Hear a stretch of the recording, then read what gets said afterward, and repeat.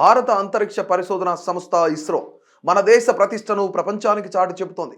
సరికొత్త ప్రయోగాలతో రోదసిలో మన పేరును గర్వంగా నిలుపుతోంది. ఇటీవలే పిఎస్ఎల్వి 360 విజయవంతం కావడం, అంతరిక్షంలో విత్తనాలు మొలకెత్తించడంలో సక్సెస్ కావడం వంటి అచీవ్మెంట్స్ మనం చూసి సంతోషించాం. కాలరగరేసం ఇప్పుడు ఆ ప్రతిష్టాత్మక సంస్థకు సరికొత్త బాస్ వచ్చారు. జనవరి 14న ఆయన ఇస్రో చీఫ్గా బాధ్యతలు చేపట్టనున్నారు.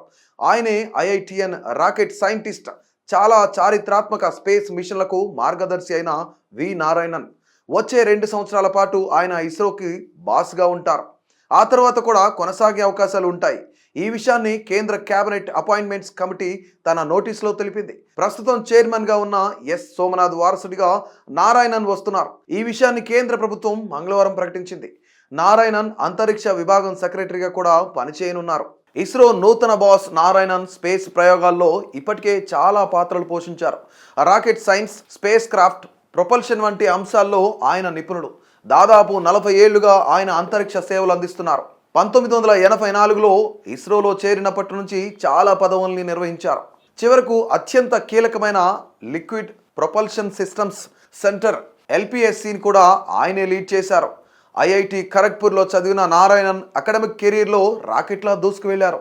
ప్రొఫెషనల్ జర్నీ కూడా అంతే విజయవంతంగా సాగిస్తున్నారు. 1989లో క్రయోజెనిక్ ఇంజనీరింగ్లో ఎంటెక్ చేశారు.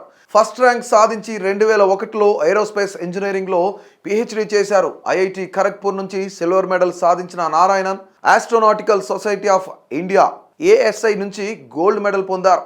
ఇంకా రాకెట్ సంబంధిత టెక్నాలజీస్ విషయంలో ఏఎస్ఐ అవార్డు కూడా సాధించారు. నారాయణన్ ఇస్రో నుంచి కూడా చాలా సత్కారాలు పొందారు. Out standing achievement and performance excellence అవార్డులు, టీమ్ ఎక్సలెన్స్ అవార్డు పొందారు. అలాగే high energy materials society of India గుర్తింపు కూడా దక్కించుకున్నారు. క్రయోజెనిక్ ప్రొపల్షన్ సిస్టమ్స్ కలిగిన ప్రపంచంలోని 6 దేశాల్లో భారత్ని ఒకటిగా నిలపడంలో నారాయణన్ కీలక పాత్ర పోషించారు. ఇప్పుడు ఈ టెక్నాలజీని ఇండియా స్వయంగా తయారు చేసుకుంటుంది.